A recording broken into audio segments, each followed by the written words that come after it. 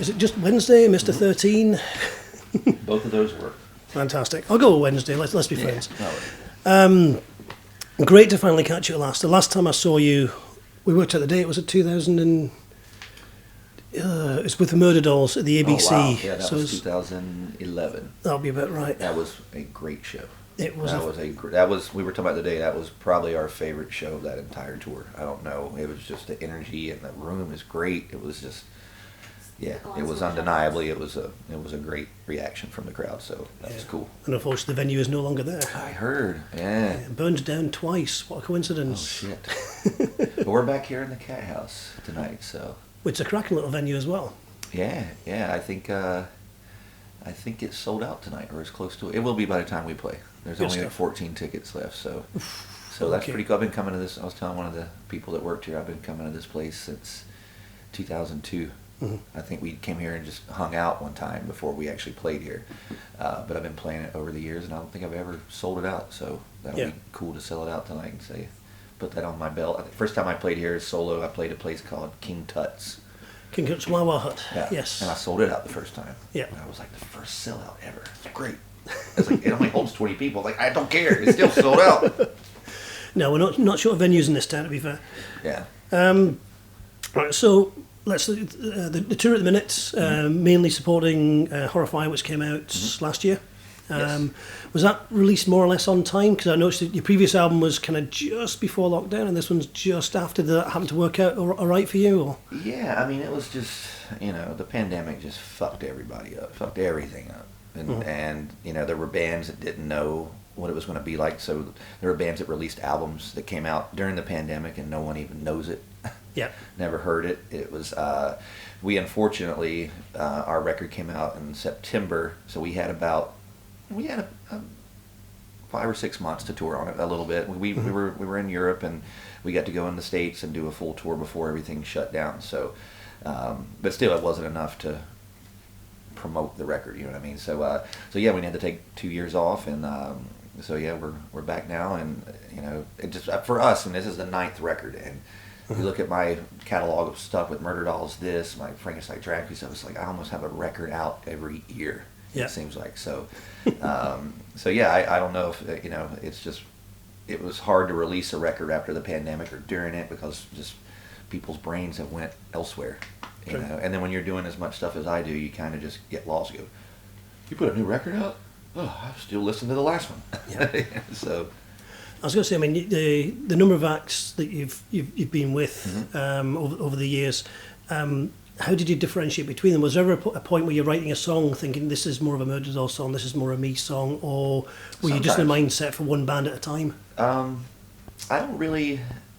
I mean, with the other projects I've done, which I haven't revisited those things in so many years. I love them, but like the Bourbon Crow and Gunfire 76, those were so different and didn't even come close to being like with Murder Dolls or Wednesday 13. I mean, I'll take that back. I would say Gunfire had a little bit of the rock and roll guitars and stuff. There was a song that ended up being on the last Murder Dolls record called what song is it? Whatever You Got, I'm Against It. That was originally a Gunfire song. I had it just didn't make the record.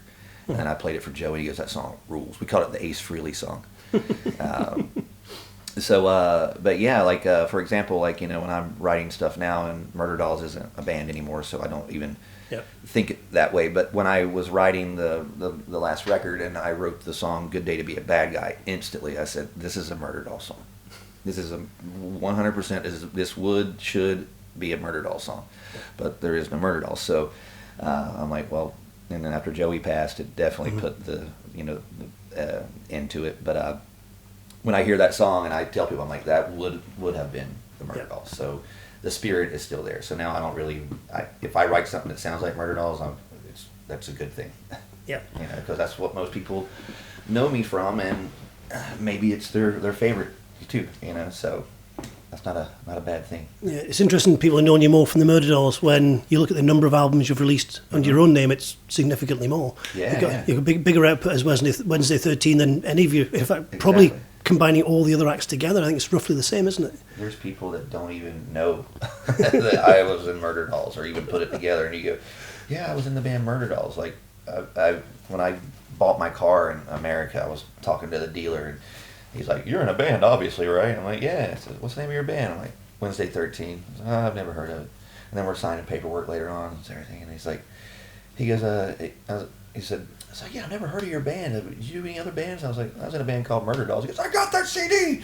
And I'm like, you know what I mean? Like, it's just some people don't realize it, and they also don't realize if they love Murder Dolls, they're gonna like what I do, because it's the same. It's in the same. We swim in the same waters, as I say. Yeah, very similar.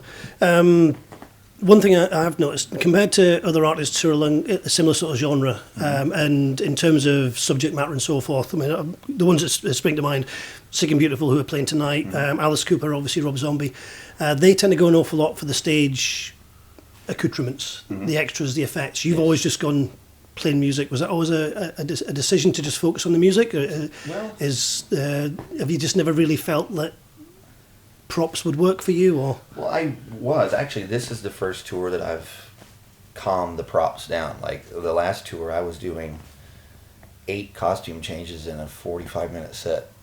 Wow. Yeah. Okay. And I wore 7 different masks of my face, so it was. If you didn't see that, that was crazy, like theatrical. Sadly missed the last couple of tours. This is the first tour that I've actually kind of dialed it back and made it more about the music than doing crazy things. Because over the pandemic, I went back and I actually had 2 years to sit back and listen to my music, watch my videos, watch shows, and critique myself and go, is that good? Is that bad? Do I like this? Do I like that? And I just watched everything from my whole career, and I'm like, what is my favorite thing that I've done? What's my favorite look that I like? So I just kind of pieced all my favorite things together and made this tour be that.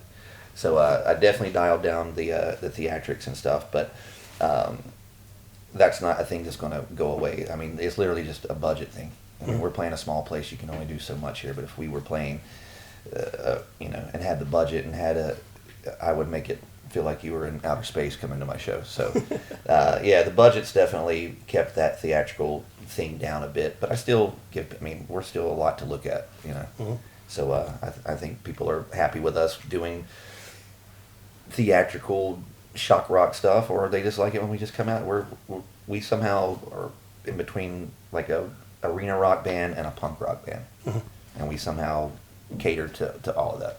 Yeah, with added horror, obviously. Yeah, obviously, yeah. I'll come back to that in a second, but one other thing I want to touch on, you mentioned back in 2019 you're now touring sober.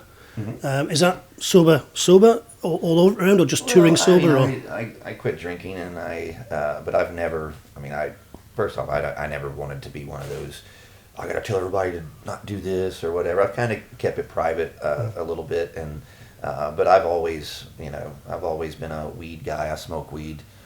My nickname is Weedstay. So when some people are like, "Oh, well, you're not sober if you smoke weed," I said, "Well, I guess I'm not sober then." But I just, but weed has always been a thing for me. So I guess if I'm sober in that aspect, if you consider weed,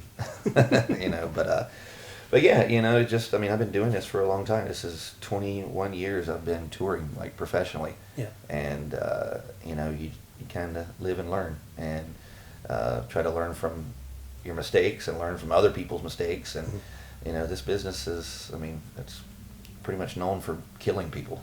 Yeah, it's true. Making famous people and killing famous people. So yeah. I'm trying to stay in the game as long as I can. Yeah. I don't want to be a casualty early in the game. So essentially, if you haven't got the constitution of 2 members of Aerosmith, then don't even try. Exactly, the toxic twins. Yes. Did you find, has the sobriety thing made any issue to you in terms of, are you finding songwriting more different? Are you finding the touring different from yourself? Or? I don't really think about it anymore. It's been so long. Music's in my blood. It's never been something that I had to drink or do something to be inspired. Music is just natural for me. Mm-hmm. I used to convince myself I was better when I was a drunk doing things, but I've learned that that's the exact opposite. I'm not as good as I think I am when under that. So yeah, I've just, like I said, just live and learn, but I don't feel like it's ever hurt me. I recorded my last 2 records, like that, and I think they turned out great. Fantastic. Just heading back to the horror side of things as well. Obviously, I've seen a lot of interviews with you. I'm seeing there's a little Beetlejuice figure as well. The Exorcist and a Christine Carr. Christine Carr. My gifts for my VIPs today. So you obviously found like the classic horror stuff. What's your take on modern horror, the remakes and the reimaginings? Are you a fan? Does it depend? Are you? Not really. I mean, I try to give a couple. I've given some. I'm just not in. I'm not into new movies. Period. Whether it's horror or, the CGI computer animated stuff. Just I don't know. It doesn't sit well with me. Like some people accept it, but like I'm such an old school. You know, this is the kind of movies I like. Christine practical effects, and yeah. So yeah, it's just hard for me to get into newer stuff, and all I do find myself constantly just watching older stuff. But I try to give some stuff a try. I thought that Terrifier movie was pretty cool. That was violent and just ridiculous. But the remakes, I mean, it's been happening forever. I mean, even stuff when I was growing up were remakes of certain things, and you know, I mean, they're hit and miss. There's good ones, there's bad ones, and there's people that love the new stuff better than the original. And you know, but it's just, I guess it just in the eye of the beholder what it is. So what kind of horror would you say is your favourite? Are you more of the fan of the big schlock horror violent stuff, or are you more of a fan of the psychological, or is the jump scares? Oh, I can't even pick a favorite. I mean, you know, I love the classics. I love the splatter films. I love Texas Chainsaw Massacre, which is just that weird, just uneasiness. You know, I love it all. You know, I think more of the psychological, scarier stuff is some of my favorite stuff, though, like The Shining and things like that are definitely. But again, it's hard to pick. It's like I'm just a fan of it.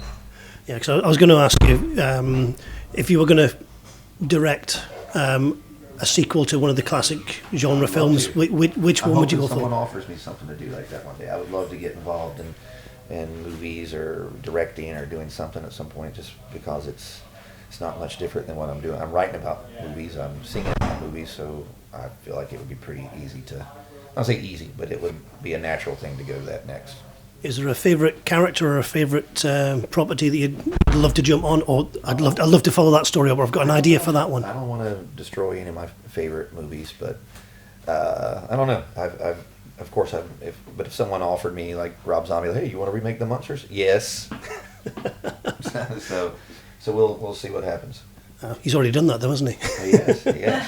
Rob has lived a dream. Rob's a great artist. I've met him, toured with him plenty of times, and just I tell him, like, man, you're living the ultimate dream. You get to play music, and then you get to make movies. It's insane, and I can't think of a guy that deserved that better, because he's such a huge Monsters fan. Like I think that's a great thing. So more power to him. Hopefully, someone will let me do something cool like that one day. So one last question. We did mention you had a day off yesterday. So when you're not touring, other than the horror and writing about the horror and singing about horror, and what else does Wednesday do? Have you got any other hobbies or anything? I love my cat. Good stuff. I love cats. I spend most of my time staring at my cat. And if I'm not staring at my cat, I'm usually staring at other people's cats on Instagram and watching cat videos. Like literally, that's all I do. I'm obsessed with cats. Give your cat a plug. What kind of cat have you got? I have a beautiful black giant cat. It looks like a little panther, and her name is Scream, and she is my baby. That's fantastic to know. I love cats as well. Yes. So, I like dogs too, but cats are my favorite. Like if I could tour and have a whole bus full of cats, I would. There are cat cafes around. Have you? Oh yeah.